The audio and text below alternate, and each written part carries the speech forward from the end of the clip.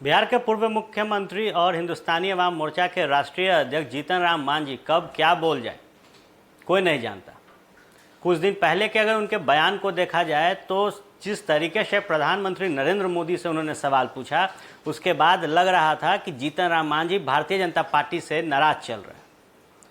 आपको बता दें कि वैक्सीनेशन का जो सर्टिफिकेट मिल रहा था उस पर प्रधानमंत्री नरेंद्र मोदी की तस्वीर थी, जिसको लेकर आपत्ति जताई थी जीतन राम मांझी ने और कहा था कि अगर इस वैक्सीनेशन के सर्टिफिकेट पर मोदी जी की तस्वीर है तो डेथ सर्टिफिकेट पे भी प्रधानमंत्री की तस्वीर होनी चाहिए। जिसके बाद कई तरीके के जो सियासी रार हैं वो बिहार में देखने को मिले थे। इसको देखते हुए राजद ने भी कहा था कि मांझी जी का मन डोल रहा है। अब जो बड़ी खबर हम आप तक लेकर आए हैं वो ये है कि जो कार्यकारिणी की बैठक आज हिंदुस्तानी अवाम मोर्चा की थी, उसके बाद जीतन राम मांझी ने साफ तौर पर ऐलान कर दिया है कि वो एनडीए का हिस्सा बने रहेंगे।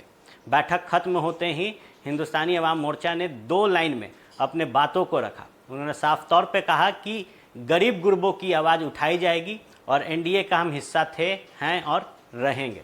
बताते चले कि इस कोरोना काल में पहली दफ़े जब ऐलान किया गया हिंदुस्तानी अवाम मोर्चा द्वारा कि हम राष्ट्रीय कार्यकारिणी की बैठक करेंगे, उसके बाद कई तरीके की अटकलें लगाई जाने लगी।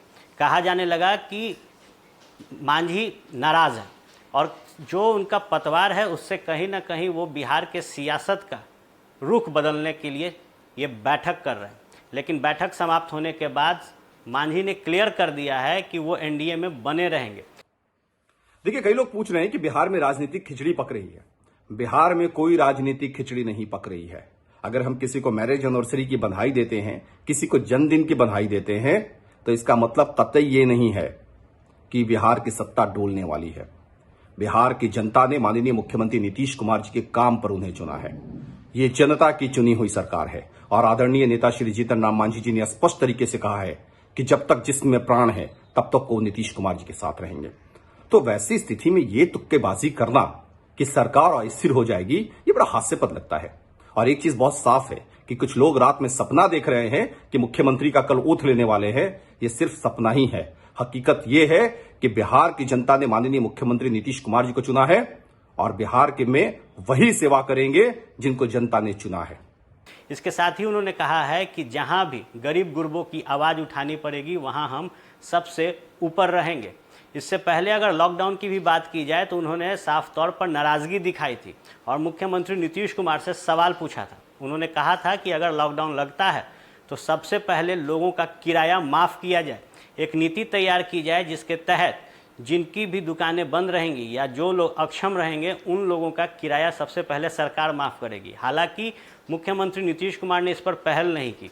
उसके बाद लगातार जिस तरीके से जीतन राम मांझी ने बयान जारी किया था, उसके बाद कहीं ना कहीं उनके नाराज़गी की चर्चाएं चल रही थी। आज कार्यकारिणी की बैठक में जीतन राम मांझी ने फैसला किया है कि एनडीए में वो रहेंगे, लेकिन उन लोगों की आवाज़ को उठाया जाएगा जो इस लॉकडाउन और कोरोना काल में सबसे ज़्यादा परेशान रहे हैं। जीतन राम मांझी ने साफ तौर पे कहा है कि गरीबों को सबसे ज़्यादा परेशानी इस लॉकडाउन और कोरोना काल में झेलनी पड़ी है। इसको लेकर समय समय पर हम सरकार से सवाल पूछेंगे। बात अगर की जाए तो बैठक से पहले ही जीतन राम मांझी की तरफ से एक और बयान आया था जिसमें कहा गया था कि हम सत्ता भोगने के लिए एनडीए में नहीं हैं, हम उन लोगों की आवाज़ बनने के लिए हैं जो सबसे ज़्यादा प्रभावित हुए हैं इस कोरोना काल में। अब देखने वाली बात होगी कि जीतन राम मांझी के ट्वीट से जहां विपक्ष ने उन्हें कहा था कि आपका उपेक्षा किया जा रहा है एनडीए में, आप बाहर निकले और मजबूत बनाए बिहार को, वहीं अब जब जीतन राम मांझी ने साफ तौर पर कह दिया है कि वो कहीं नहीं जा रहे, एनडीए में बने रहेंगे और गरीब गुरबों की लड़ाई लड़ेंगे, तो देखने वाली बात होगी कि अब विपक्ष इसे कैसे देखता है। आप बने रहे फर्स्ट बिहार झारखंड के साथ। खबरों का सिलसिला यूं ही चलता रहेगा।